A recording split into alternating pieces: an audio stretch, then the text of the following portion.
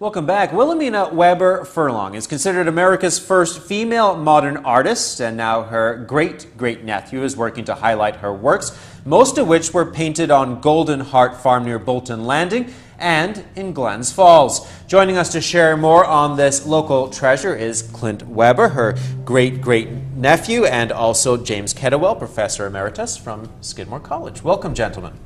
Thank you for stopping by. Thank you. This is great. Really a hidden secret that Wilhelmina painted a lot of her work in our area. Talk to me about this link to our area.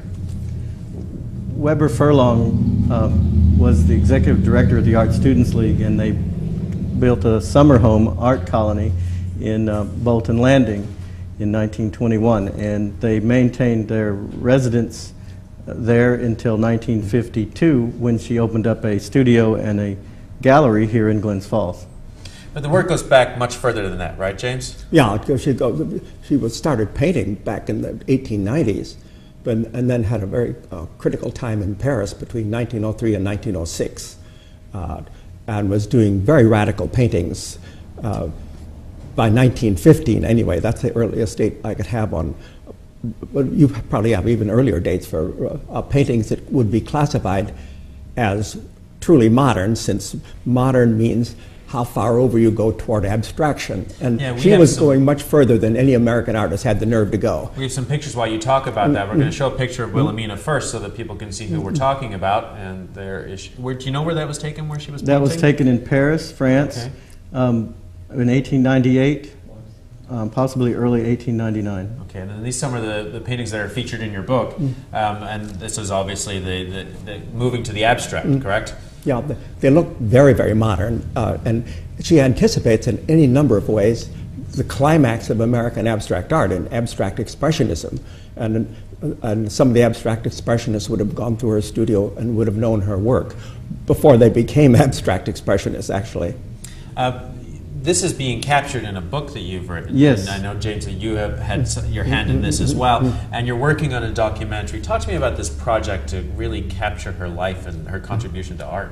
Well, once we realized that we were going to put a presentation together of her work at the International Women's Foundation in Marfa, Texas, we realized we needed to document and create a catalog. Well, that effort wound up into a biography on the story of her life and this Stephen Hawking moment in the art history world that we had made a discovery in this 100 paintings and drawings, and that this truly was a great artist, and I learned that, and the research into the book led me to discover Professor Kettlewell, who had been looking for her art for 50 years.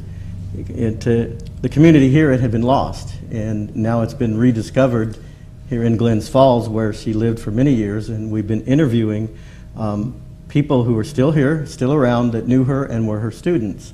And from that, it just took on a life of its own, that every time when we come to do work, our schedule is so busy we barely have time to even take a break. We're just constantly filming, and we're capturing a lot of information from her in this community that we never knew really existed. Yeah, we often hear about Georgia O'Keeffe and her time on Lake George and her contributions to the art world, but Wilhelmina has been overlooked in this area. Well, I always see her as considerably ahead of Georgia O'Keeffe in the whole modern movement, and actually, to my way of thinking, doing some of the very greatest modern art that was produced in the 20th century. And that's why we're all excited about this, and that's why we're going to all this effort to try to bring her name back to the prominence that an artist of that immense stature deserves. And you're doing that through the book and the documentary, but there's also work on getting a plaque where she lived in downtown Glens Falls. Yes, that was as a result of the O'Keeffe presentation.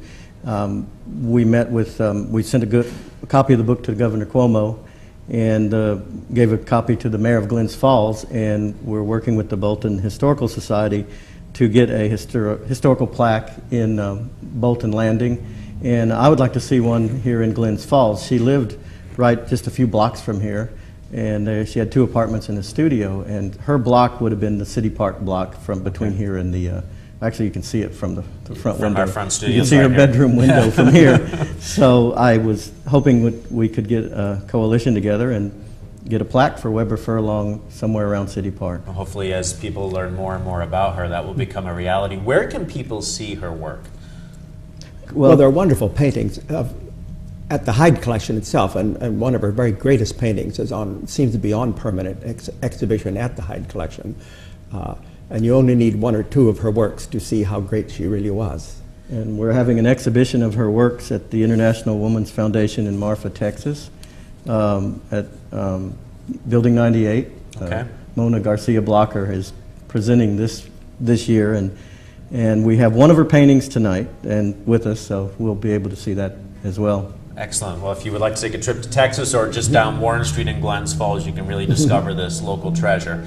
I appreciate you both stopping by tonight, gentlemen. Thanks so much, and we wish you the best of luck in your endeavors. Okay. Thanks for the opportunity. You're very welcome. Now, if you would like to see our conversation for a second time, learn more about Wilhelmina Weber Furlong, head to our website. It's looktvonline.com. We are going to post all that information right there.